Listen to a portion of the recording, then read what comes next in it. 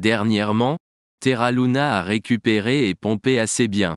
Bien qu'il n'ait pas connu une montée en puissance massive et qu'il n'ait pas encore annulé un zéro après s'être écrasé à ce niveau.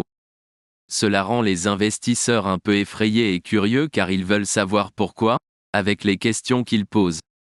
Des questions comme « Commerçant né. Pourquoi Terra Luna classique n'a-t-il pas encore annulé un zéro ? Terra Luna va-t-elle annuler un zéro en 2023 ? Pensez-vous que Terra Luna annulerait un zéro ? » Les investisseurs continuent de demander des prévisions de prix et mes raisons. Donc, dans cette vidéo, nous discuterons de ce sujet, mais avant d'entrer dans la discussion, je suis Ni, un passionné de crypto et un investisseur. Veuillez noter que je ne suis pas un conseiller financier. Tout ce que je dis sur les pièces dont je parle est issu de mes recherches et de mes opinions. Ainsi, lorsque vous investissez dans une pièce que je recommande, faites un peu plus de recherche pour être plus sûr et n'oubliez pas d'investir judicieusement. N'oubliez pas non plus d'appuyer sur les boutons j'aime et de vous abonner, pour que cette vidéo puisse toucher plus de personnes. Sans trop dire, entrons dans la discussion. Terra est une plateforme de paiement blockchain open source pour un stablecoin algorithmique, qui est une crypto-monnaie qui suit automatiquement le prix des devises ou d'autres actifs. La blockchain Terra permet aux utilisateurs de dépenser, d'économiser, d'échanger ou d'échanger instantanément des pièces stables Terra. Le protocole Terra crée des pièces stables conçues pour suivre de manière cohérente le prix d'une monnaie fiduciaire, une monnaie soutenue par le gouvernement telle que le dollar américain ou l'euro. Il se compose de deux jetons de crypto-monnaie qui comprennent Terra et Luna. Les Terra sont des pièces stables qui suivent le prix des monnaies fiduciaires et portent leur nom. Par exemple, le stablecoin de base Terra suit le prix des droits de tirage spéciaux du Fonds monétaire international et s'appelle Terra SDR ou SDT. Les autres dénominations de Terra stablecoin incluent Terra USD, UST, qui suit le dollar américain, et Terra KRW, KRT, qui suit le won sud-coréen. Les utilisateurs créent une nouvelle Terra en brûlant Luna.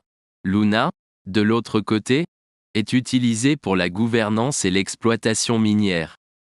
Luna est le jeton de jalonnement du protocole Terra, qui absorbe la volatilité des prix des pièces stables Terra.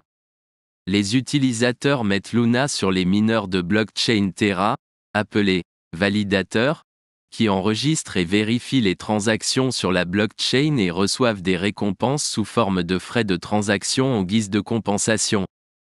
À mesure que l'utilisation de Terra augmente, la valeur de Luna augmente également. En détail, Terra est un système de paiement qui réside et est construit sur une blockchain. Il a été développé par Terraform Labs, basé en Corée du Sud, fondé en 2018 par Do Kwon et Daniel Shin. Do Kwon était auparavant employé par Microsoft et Apple et a fondé une start-up, Anfi, qui proposait des solutions de réseau maillé sans fil décentralisé. Shin est le fondateur et PDG de la société asiatique de technologie de paiement Shay, partenaire de Terra, et a été cofondateur de la société coréenne de commerce électronique TMON, également connue sous le nom de Ticket Monster. Dans sa quête pour devenir l'un des principaux fournisseurs de services de paiement stable en e-commerce et de finances décentralisées, DeFi, Terra dispose d'un écosystème en pleine croissance dans l'espace crypto avec 114 projets sur DeFi, Web 3.0 et des jetons non fongibles, NFT. Certains de ces projets comprennent Anchor Protocol, une plateforme à rendement fixe avec des rendements d'emprunt et un accès sans friction. Shay, une application de paiement avec plus de 2 millions d'utilisateurs en Corée du Sud. Lotera, une plateforme de loterie décentralisée construite sur la blockchain Terra. Protocole Miroir, permet la création d'actifs fongibles ou synthétiques, qui suivent les prix des actifs du monde réel. Protocole Thalys, une plateforme où les artistes peuvent vendre leurs créations et proposer des services. Protocole Vega, une plateforme pour la frappe et le trading de produits dérivés. Étant donné que la valeur principale des pièces stables dérive de la stabilité de l'ancrage des prix, Contournant théoriquement la volatilité typique des crypto-monnaies, le protocole Terra tente de maintenir le prix de la pièce stable Terra en garantissant que l'offre et la demande sont toujours équilibrées en employant arbitrage. Luna est le contrepoids variable du stablecoin Terra et absorbe sa volatilité. Pour comprendre le fonctionnement de Terra, imaginez que l'ensemble de l'économie Terra se compose d'un pool Terra et d'un pool Luna, qui sont utilisés pour ajuster le prix via des incitations pour les participants au réseau.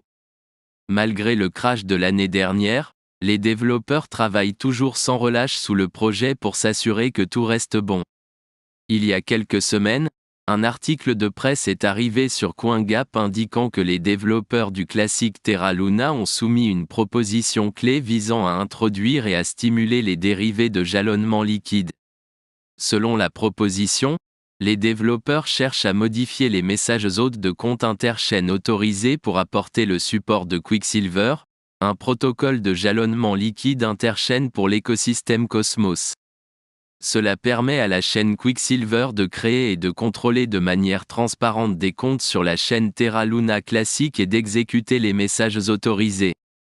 Cela permettra également de miser sur tous les validateurs entre chaînes, ainsi que de maximiser la liquidité et l'efficacité du capital en améliorant la sécurité du réseau et la décentralisation.